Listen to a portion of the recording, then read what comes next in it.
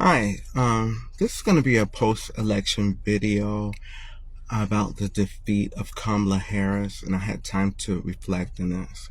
And yeah, guys, you know,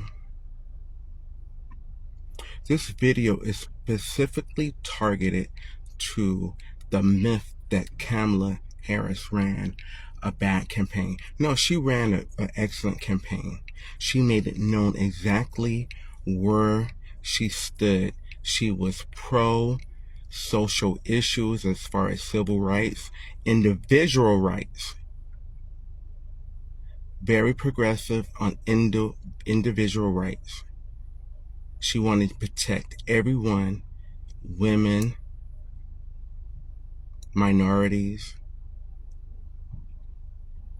men, black men. Yet she was strong on U.S. security. She differentiated herself on the border and on foreign U.S. defense. She wanted a strong U.S. defense, strong NATO ties. She wanted U.S. to be strong internationally because that makes America strong nationally. But I realized something. What really doomed her campaign was enemies from within. And what I mean by that is specifically enemies on the left. And that brings us to why I will no longer be following TYT, the Young Turks, because they ran a campaign in which they continually bind her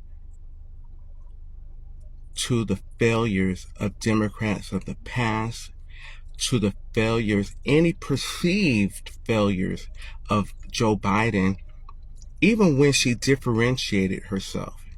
Remember, as a prosecutor, a California prosecutor, time after time, she stated how she will be strong on the border and how, as a prosecutor, she prosecuted the Mexican cartels for border crossings and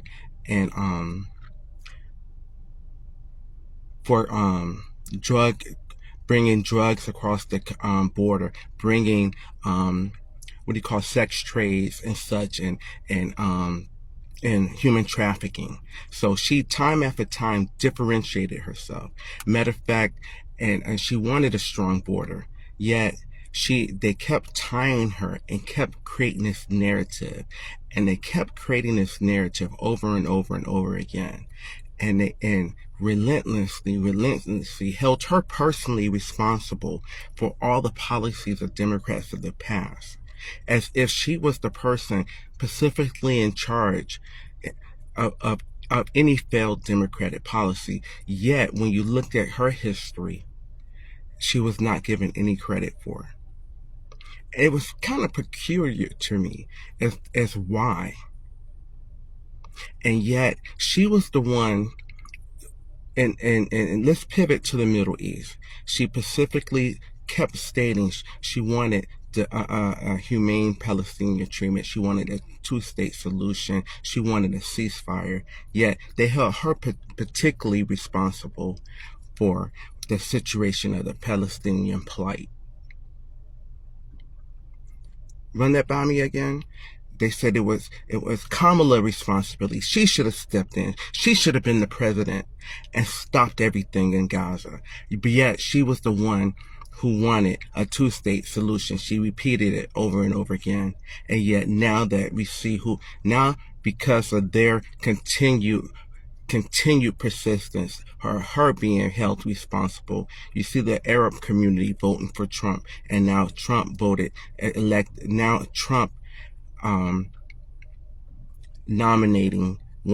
to nominate a person who doesn't even believe there's such thing as a Palestinian, and that Netanyahu has to be unleashed and finish the job.